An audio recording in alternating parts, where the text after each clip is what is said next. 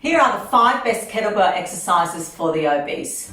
Why are they the best kettlebell exercises for you guys? Because they're safe, they're low impact, and they're easy to do, and you will get your body moving to progressions further on down the track. These kettlebell exercises are the hip hinge deadlift, the shoulder press, the row, the chest press, and the farmer's walk. Now, these are very, very simple exercises, but they're also going to teach you how to move properly with your body in a safe way. So, let me demonstrate these exercises and then we'll talk about them. The hip hinge deadlift. So you want to get the kettlebell and place it between your feet, roughly around the toes, okay? So you want to break from the hips here. Knees are slightly soft, shoulders pulled back. I've got a nice neutral spine here. My core is pulled in, which means my belly button is pulled in towards my spine, okay? So everything is nice and firm. So I reach down, I stick my butt out backwards. I'm breaking from the hips here. I reach down to pick up the kettlebell with 2 hands. Now I'm looking down, my eyes are down on the ground. Now I pick up the kettlebell. As I come up, my eyes are up on the horizon. I'm squeezing my glutes here and I've got full hip extension. I lower the kettlebell back down to the ground, nice and gently. And that was the hip hinge deadlift. Shoulder press. Okay, we're going to press the kettlebell upwards. So I've got a good grip here. We can also go into gripping and racking a lot further down the track. We've also got some PDFs for you to look at to how to learn how to do those properly as well. So we're going to press the kettlebell straight up overhead, making sure that you've got a good elbow lockout here. So full on lockout with the arm as much as you possibly can.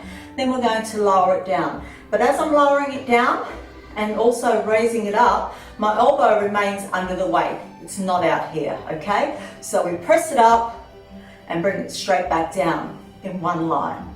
Okay, kettlebell row. We're going to do the kettlebell assisted row. So we're going to come into a lunge position here. Bend the front knee. There are different alternatives on how to do this exercise. However, this is how I'm going to show you today. Forearm is rested on the front thigh here. Kettlebell is near my front foot. Pull the shoulders back. I'm going to row it in towards my hip and then lower it down to the ground. I'm rowing it in and I'm not curling it in, bicep curling, okay? Then we're going to do a chest press, number 4. So I lay down on the ground. Okay, back is nice and flat, feet are just hip width apart here. I'm going to grab the kettlebell, roll over, pick it up nice and safely. All right, elbows to the ground. Now I'm going to raise that kettlebell up over my chest, not over my face. Elbow is locked out. And then I'm going to lower it back down, press it up, and back down. Okay. Now to do the other side, you can either bring it up around over the head, or another way to change over is just pop up and move to the other side like so. All right, there's a couple of different little transitions there for you and how to get the weight over to the other side. Do the farmer's walk. Now everybody does farmer's walk most of the time anyway, when you're not even thinking about it, picking up the groceries from the grocery store. So you've got a couple of shopping bags in each hand and that's your farmer's walk already. So you can do this with 2 bells or 1 bell. First I'll demonstrate the 1 bell. So this is good for training the opposite side of your abdominals, okay? Kettlebell is on the side of your body. It's good to do it with 1 kettlebell because you're training the opposite sides of your abdominals, your obliques and your QL. Okay, so we bend down, we hip hinge, bend the knees, pick it up, all right? Glutes are squeezed, everything is tight and taut, shoulders back, and we just walk.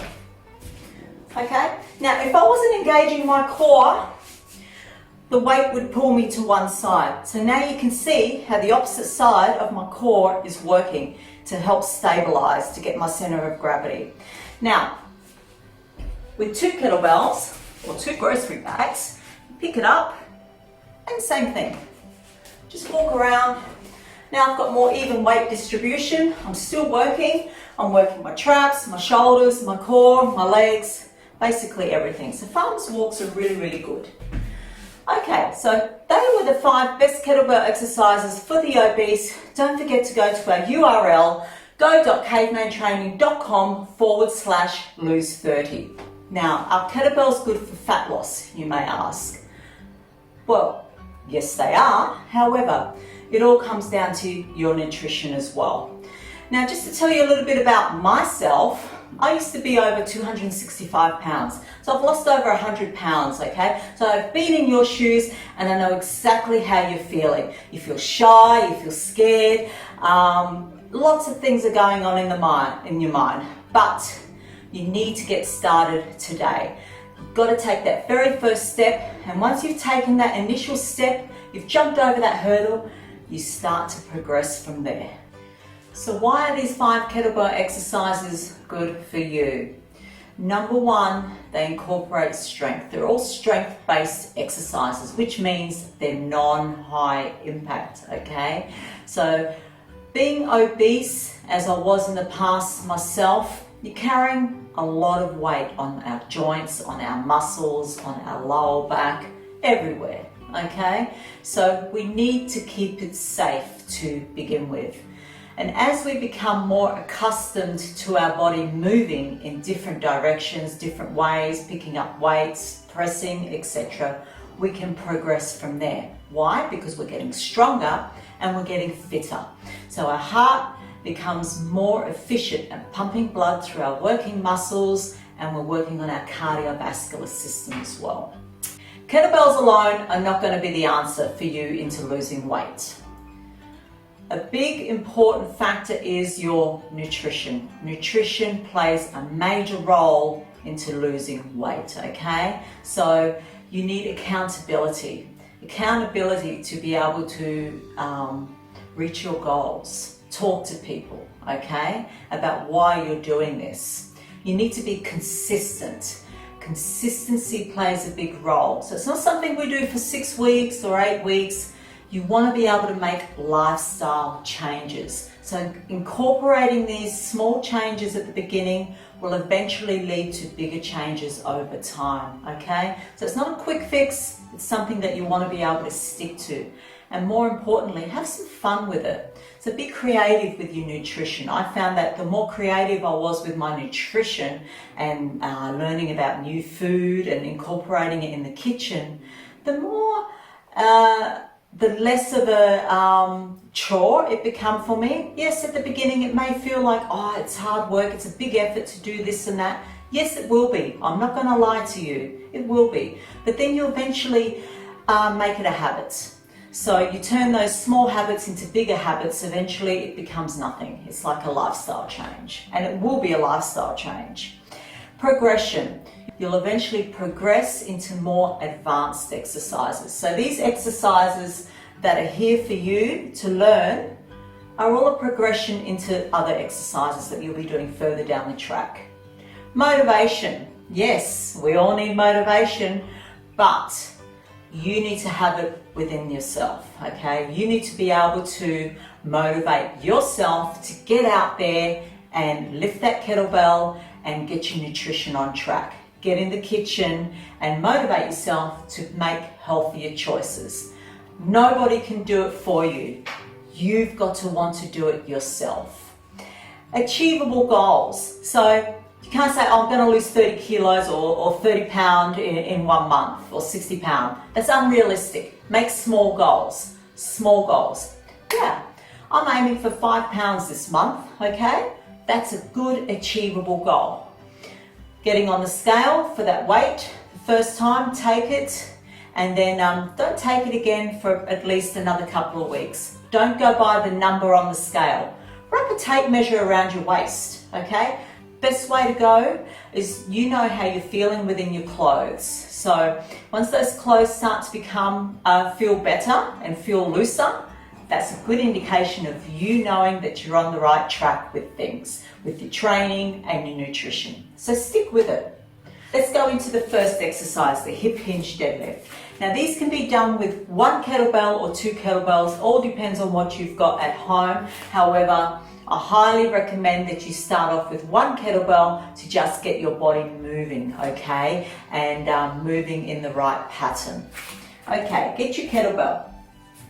A light kettlebell too, if you've got that. A light kettlebell can be anywhere from 8 to 12 to 14 kilos. May even be a 16 kilo. It all depends on what weight you are as well. So I highly recommend starting anywhere between 8 and 12 kilos. Also, before you even pick that kettlebell up, would like you to go through these movements with just your body weight to begin with, so you know exactly where you're going with the weight, okay? So the hip hinge deadlift, you've got your feet just under your hips here, okay? Now what we want to do is be slightly soft through the knees. Now you want your shoulders pulled back, the core is braced, all right? So what I want you to do here is slide your hands down the front of your thighs to your knees, keeping your eyes on the floor in front of you. Now as I come back up into full hip extension, my eyes come back up onto the horizon, okay? I'm squeezing my glutes at the top, I've got full hip extension here, and I'm feeling quite strong. So you're breaking at the hips here, my spine is nice and neutral, just side on once again. Sliding down to my knees, the hands are, and now I come back up to full hip extension. Now as I come here, I'm working the hamstrings, the glutes, and basically the posterior chain muscles. So everything in my rear here is working, all right? My feet are nicely planted to the floor. Number 2, let's rewind. Let's go back and do it with a kettlebell.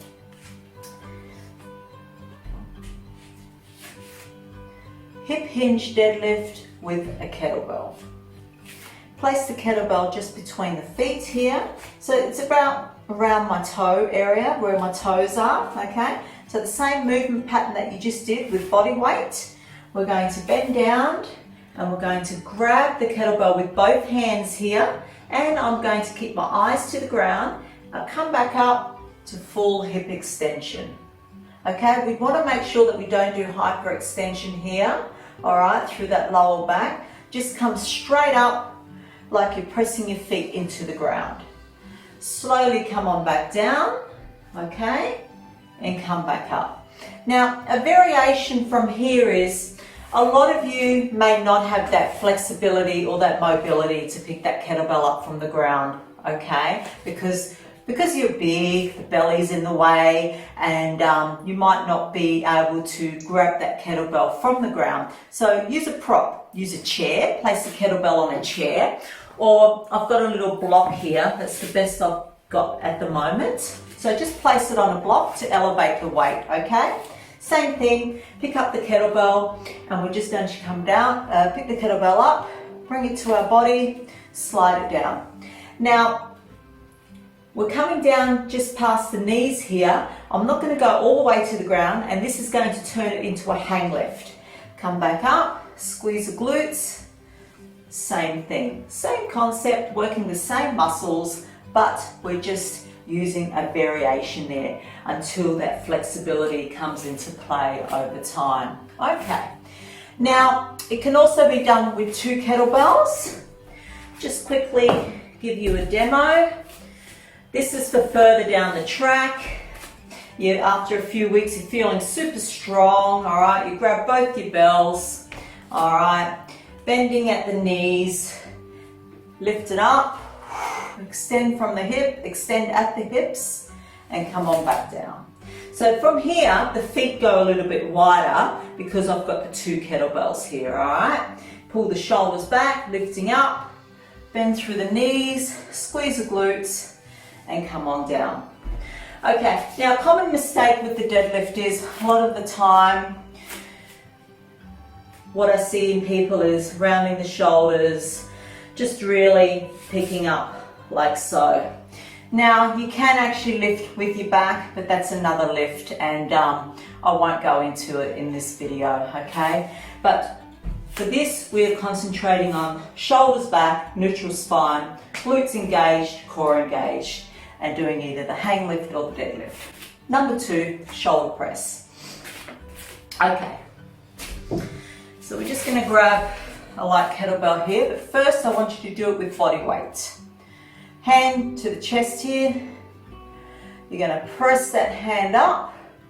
Try and lock that elbow out as much as you can and bring it straight back down to the front, okay? So you don't want the elbow to come out to the side, because when you've got the weight in your hand, you want to be able to protect your shoulder, okay? We're doing just a front strict press here.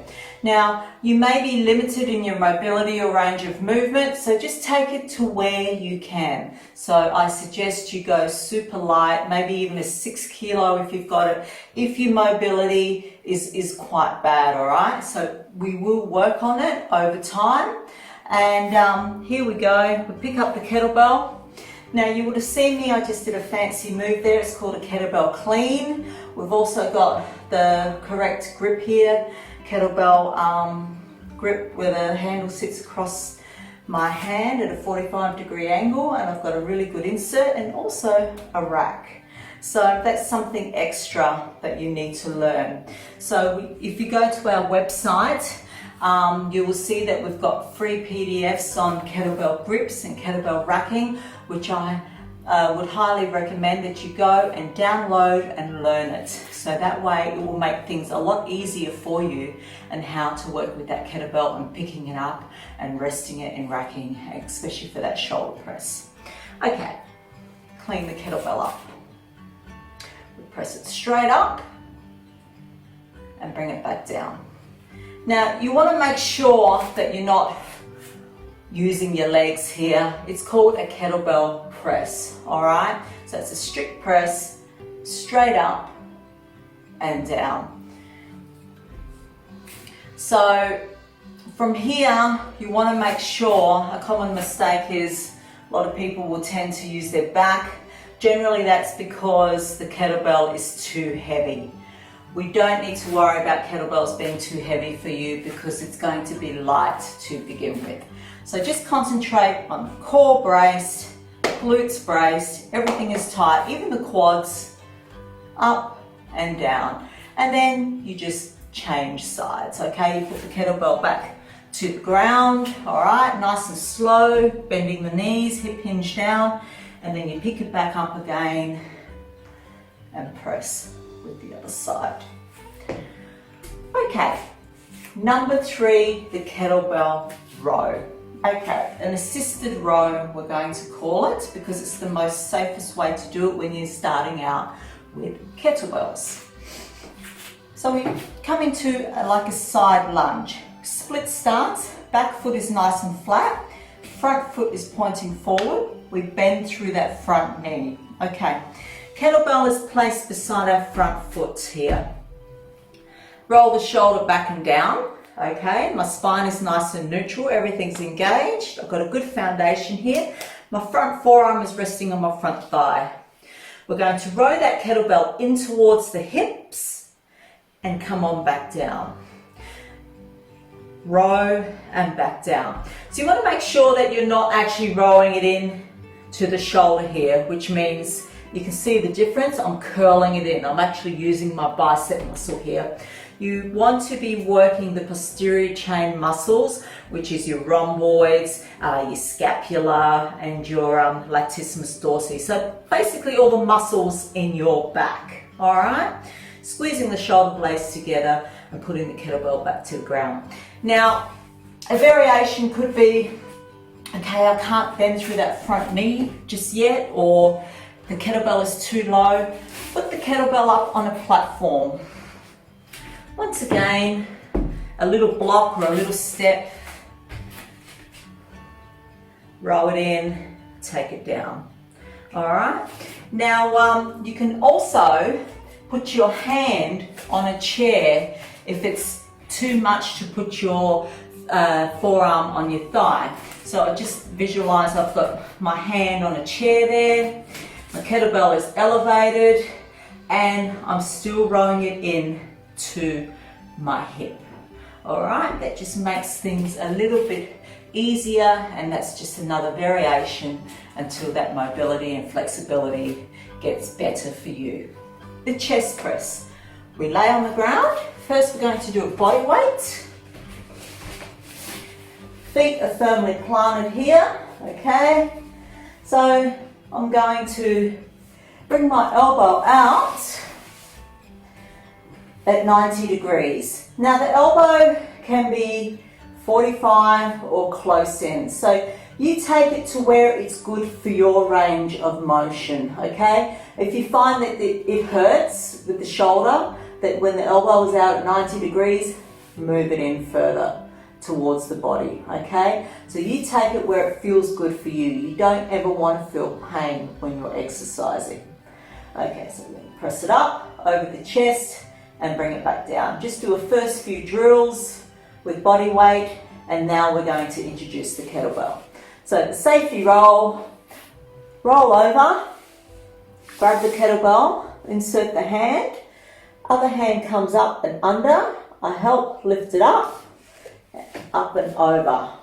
Now I place my elbow to where it's good for me, okay, my abs pulled in, my back is nice and flat to the ground. I press that kettlebell up, over the chest, come on back down. Okay, to transition to the other side, you bring it behind the head, okay, or you can just come up and over and transition to the other side like so. But for today,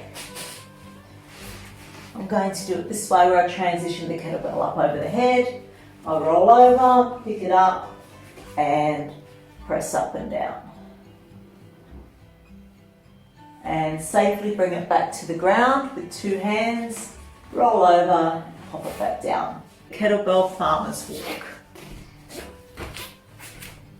Kettlebell farmer's walk is great for working the whole body basically.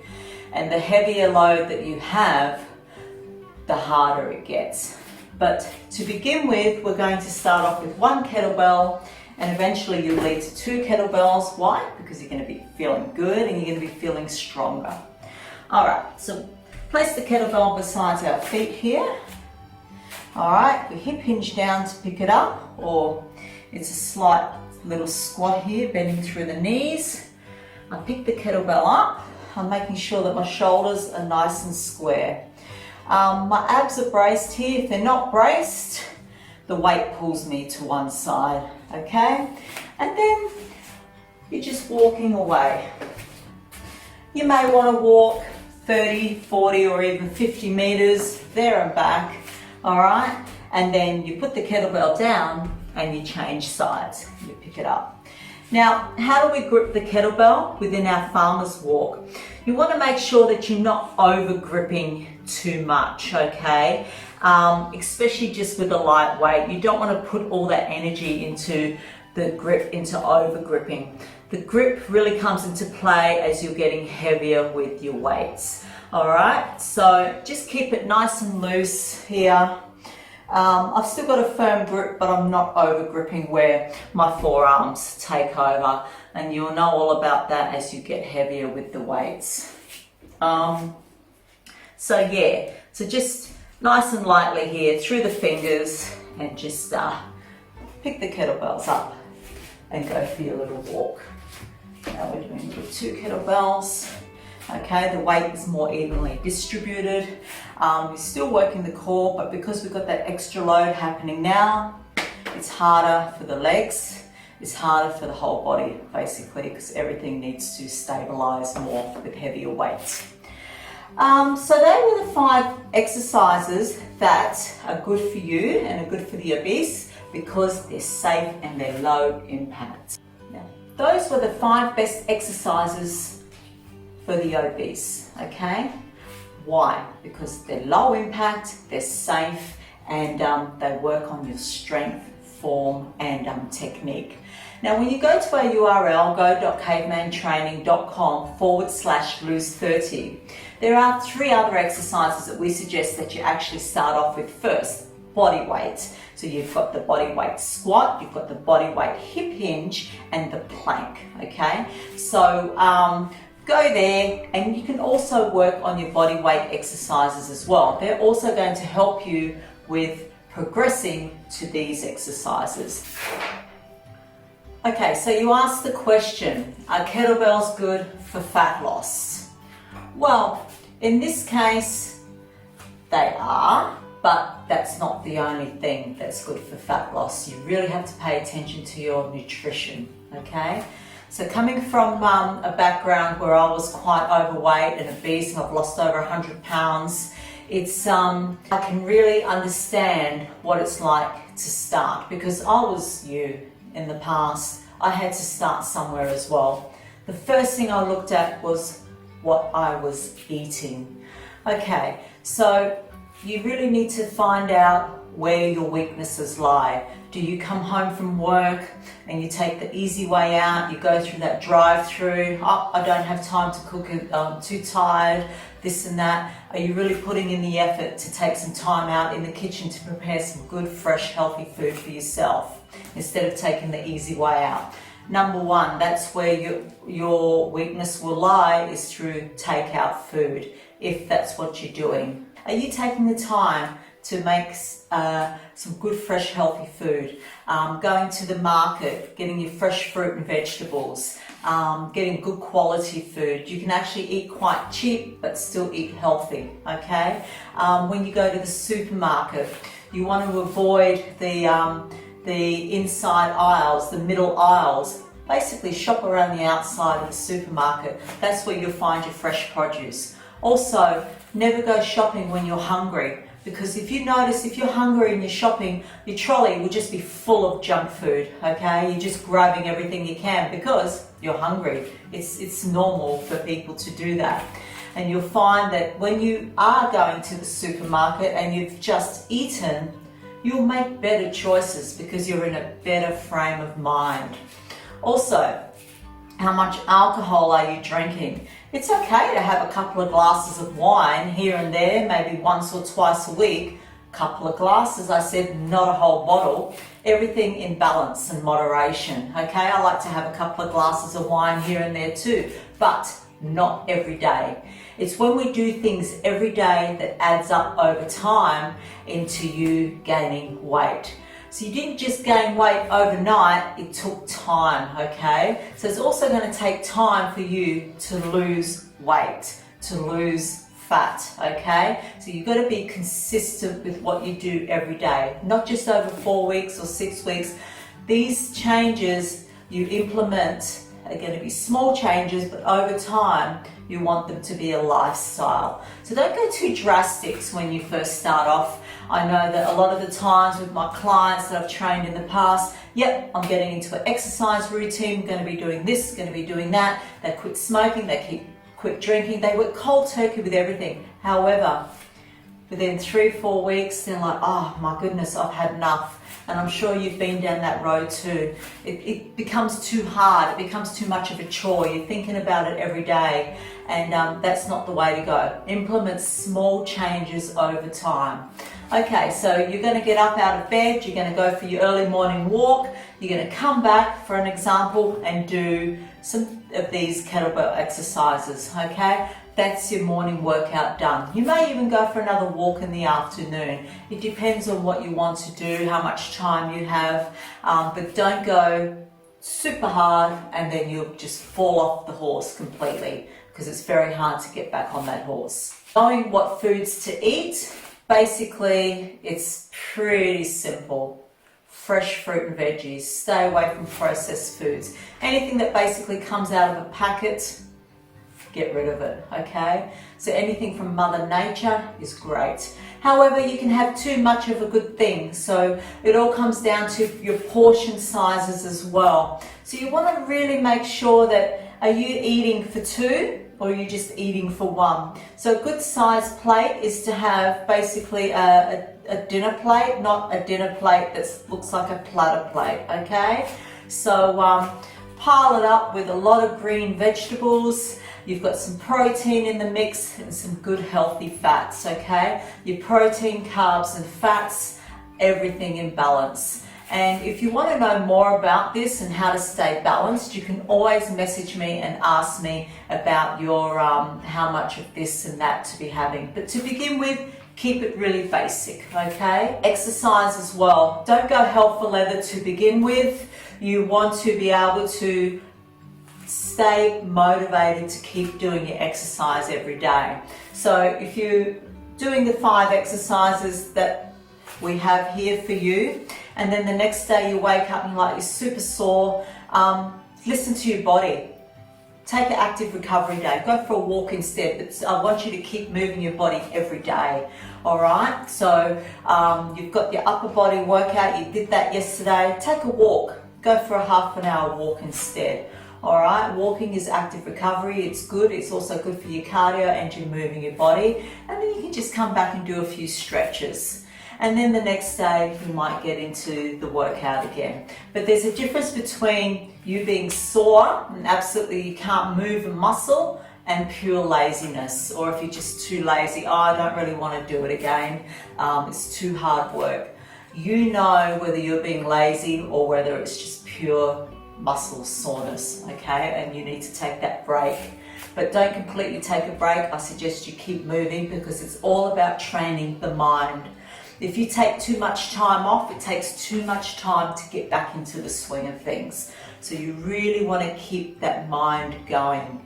But you want to at least set a goal that you're going to start off working out 3 to 4 times a week with these exercises, okay? So you're starting off light, so it should be okay for you to at least work out for that amount of times per week. Shouldn't be too sore, but if you are, take that rest.